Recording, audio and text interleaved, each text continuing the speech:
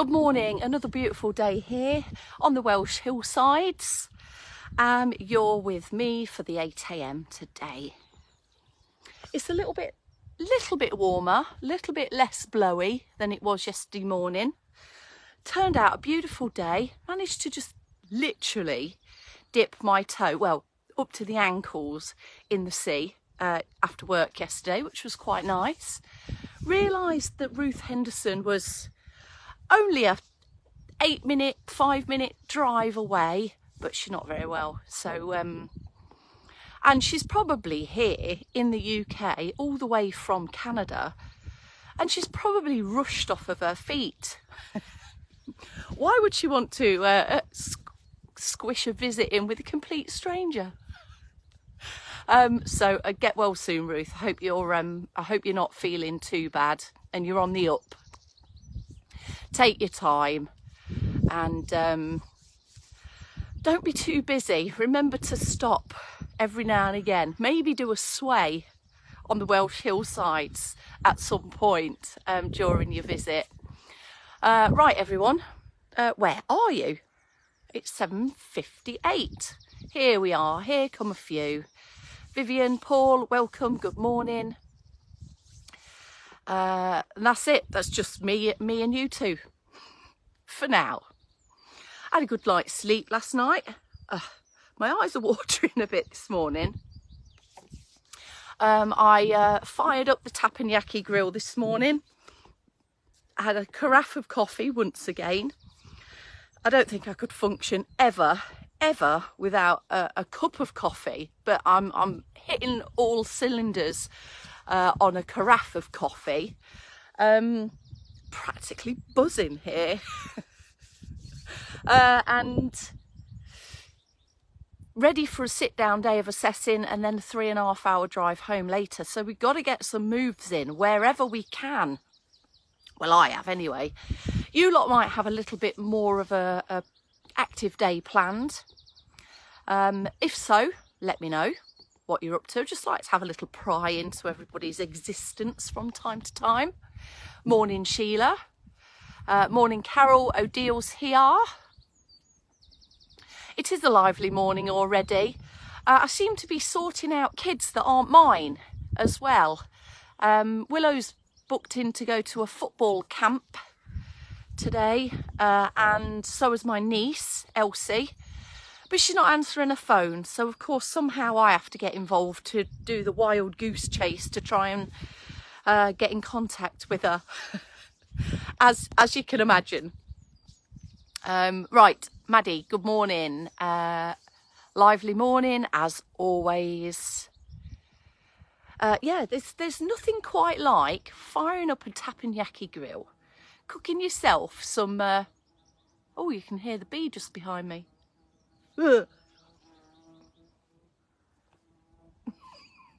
Come on, bee, give me a break.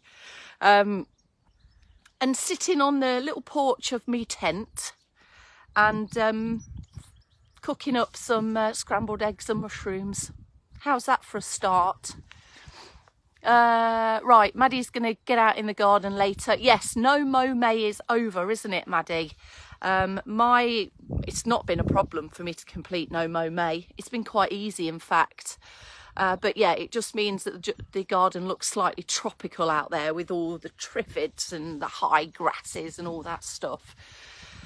It's like a savannah plain. It was really cosy in the teepee. Thank you, Carol. I've had a lovely time here. Really, really nice. Must come back. Right. Anyway, it is 8:01. We've overshot the mark. So 3, 2, 1. Good morning and welcome. It is Friday, the 2nd of June, 2023. We're halfway through the year pretty much already. How did that happen? But we're still going. We've still got this 8 AM on the go. One of the most important starter offerers of the day, as well as a carafe of coffee, of course. What date is it? Said the date. You know who I am. We need to get started. Right, come on. Find your space. Oh, just need to adjust that a little bit. There we go. Okay, so I've got the chimenea as my external support. I'm not going to put too much weight into it. It does look fairly sturdy, but still. Got your seated option, standing posture, seated posture. Lift the rib cage up and away, out of the hips. Feel the length in the lower part of your spine. Take a breath. Light fingertip support rather than heavy leaning, hunching, loading through the arms. Lifting the chest. Can take some deeper breaths in if the chest area is less restricted by our posture. And we can get everything moving. But bit by bit, we're starting with the leg movements first. Oh, here's a bit of hips. Got some knee movements there in standing. Not so much knee movements here. They tend to be at a fixed angle, but loads on the ankles. Getting away from any kind of flat-footedness so we can move the ankles, begin the mobilization process of the ankles as well. Warm everything up, get the fluid within the joints more loose, less sticky, to boost the mobility and as well the muscles around your joints. When we get to the mobilizers, they start to loosen up as well, and we start to move a bit better. Right, you've probably got a bit of a casual arm swing here by the side of you. If you want to take a travelling circ boost, take a walk. Do a lap of your lounge or a lap of your ground floor. So let's bring a purposeful arm swing in with the elbows bent, driving back. Now I've just gone straight into both arms together, but you might not want to do that. External support in front of you can be more useful for a switch of sides. You shouldn't feel unsteady, wobbly, or challenged with your balance in a circ boost. If you do, it might not quite be hitting the nail on the head with it being circ boost if you're trying to organise your balance. So take away the balance challenge by using a bit of external support, if you're feeling a balance challenge that is, or maybe just do a bit in seated. That should do nicely. Bring yourself down to a stop. Settle those feet. Ugh, not a very comfortable perched position this on this chair, outdoor chair. Arms down by your side, feet secure, feeling good through the posture for some lifts and presses with the shoulders, sliding the shoulder blades upwards, and the ears are waiting for the shoulders to come up and meet and greet them. Good morning, shoulders. Goodbye, shoulders. No space between ears and shoulders. A ton of space between the ears and shoulders. Loosening up the shoulders with a rounding action now. Take your time with this. Don't rush it. Stop for a small pause. There's a little full stop to the first and the second circle. Here's the full stop for the third circle. Small pause. Keep going. Now, if you know that you're going to do anything arm and shouldery later, let's face it, there are tons of stuff where our arms and shoulders are perhaps quite useful in our day-to-day tasks. Do a few more. If you know that you get stiffness, tightness, discomforts in the upper back, chest, shoulders, neck, typical place to hold a bit of tension there, do a few shoulders, do a few head turns. Here we are. Turning, glancing, returning and pausing. Just an equal pause there.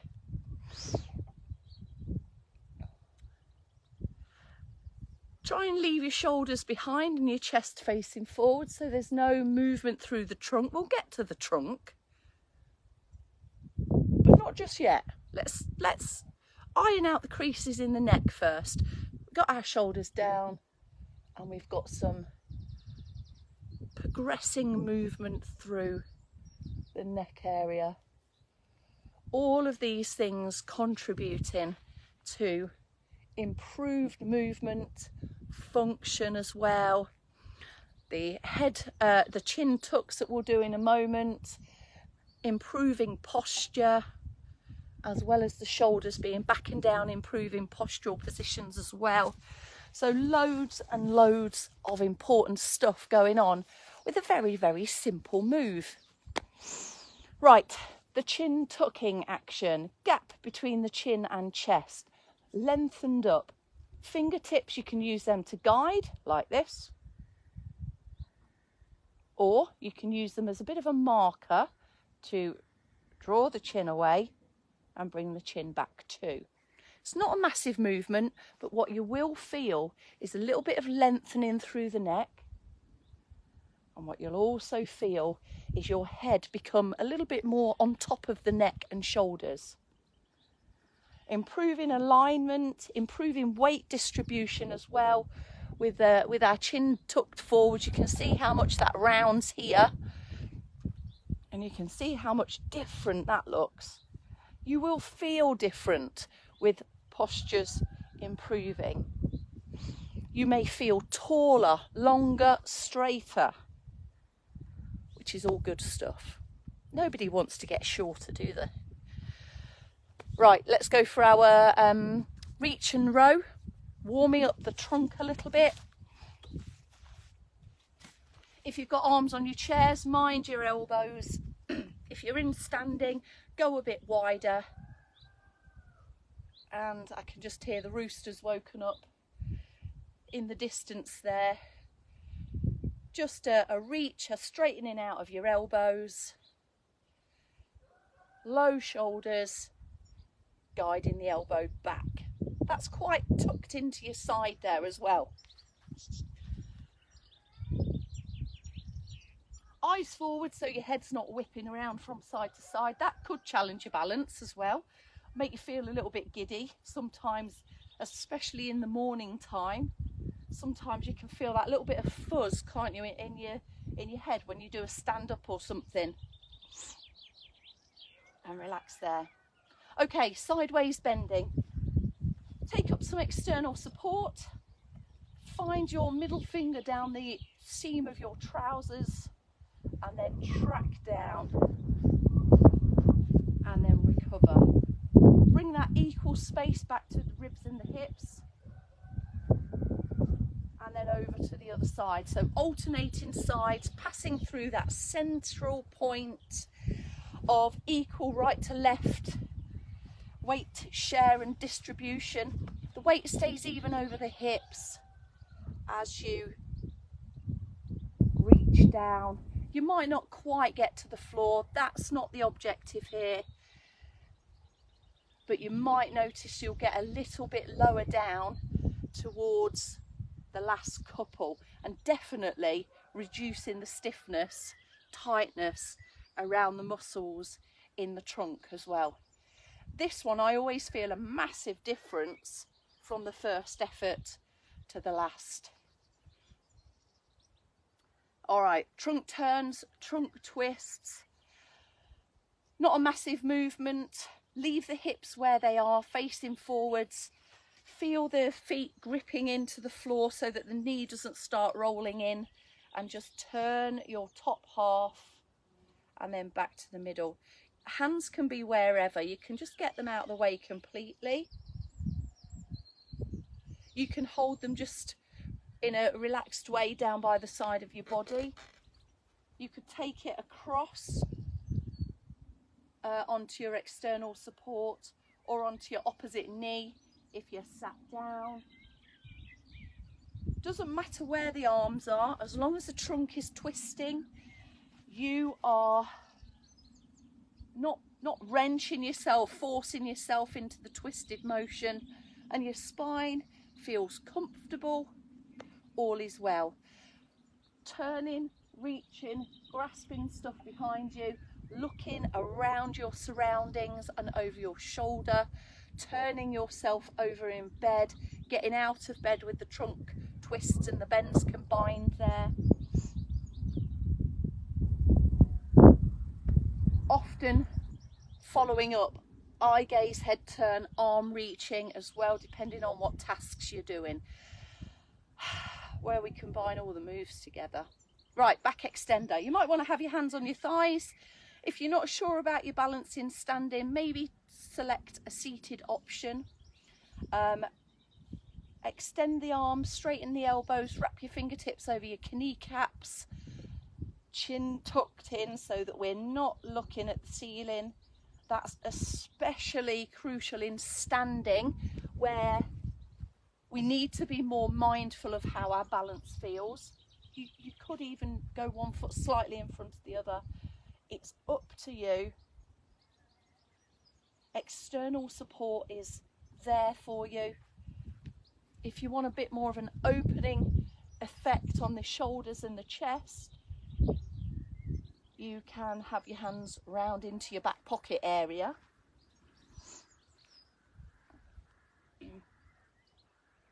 Feel that space between your ribs and your hips really lengthen. You might feel a bit of a pulling action there as we lengthen up. It's the kind of precursor feeling of a stretch, but we're not holding this position, so we can't call it a stretch, but there's lots of lengthening going on all the same, and I've probably done about 6 or 7 there because they are so good. Right, we're back down to our feet. We start with feet, we finish with feet in the 8 AM. Put some foot pedals in, fidget your feet around. You might want to do a few toe taps, it's up to you. Out to the side. You might want to put some arching toe crunches in. More freedom to move with bare feet or maybe slippers. Restricted movement if you've got your shoes on already. But that's the kind of action that your toes, the arch of your instep, are going through. Put some toe lifts in. Now, especially difficult with these shoes on, but there's still something going on there. So a few toe lifts. Put some grippers in as well. Toe grippers come in handy to keep your flip-flops on. Now it's coming into summer. Toe grippers come in handy if you're standing, your balance is challenged, you're on a moving object like a train, a tram or a bus or anything like that, and you need to keep your stability there. Toe grippers come in handy. Ankle mobility though is what we're focusing on here. So here's your all the way back rested relaxed position with a lifted leg and a point and a pull back. You might have a few clicks and crunches through the ankles, just ignore them. They should go away with a bit of ankle mobility. Now, an alternative seated option can depend on how squashed your hips are in the chair. This isn't a great one for this chair and me. Heel digging down, lifting and pointing the toes down. Now I'm going to take that into standing because that's not a little bit too low, a little bit too squashed there. Standing leg nearest to the support if your support's side on, doesn't matter if your support's frontwards on. Toe tap, heel dig. Same spot for the tap as for the dig. You'll feel the weight is over your standing leg so that this is a light digging and toeing action. I'm just going to do a couple more on this side. Now, ankles. Looser ankles move well over uneven surfaces. Looser ankles allow us to move our ankles better as we're walking, as we're stepping in any which direction. So there you go. There's your full round of mobility moves with a sprinkler of Cirque Boost. Okay, there we have you. All done. I think it might be just brightening up somewhat, she said with the sun in her eyes. Thanks, Carol, Gillian, George. I don't think I've said hello to some of you. Oh, Anita's in. Margaret Hamilton. Thanks for leaving the sun behind up here, Margaret. It has been lovely. Dawn as well. There we go. I think I've said hello to the rest of you. And now I'm just going to say goodbye to all of you. Thanks everyone. Have a great day. I will see you at 4 p.m. I'm not quite sure where that will be from. Depends how the paperwork goes today to whether I've set off or still at the venue. But have a great day, whatever you're up to, and happy Friday, everyone.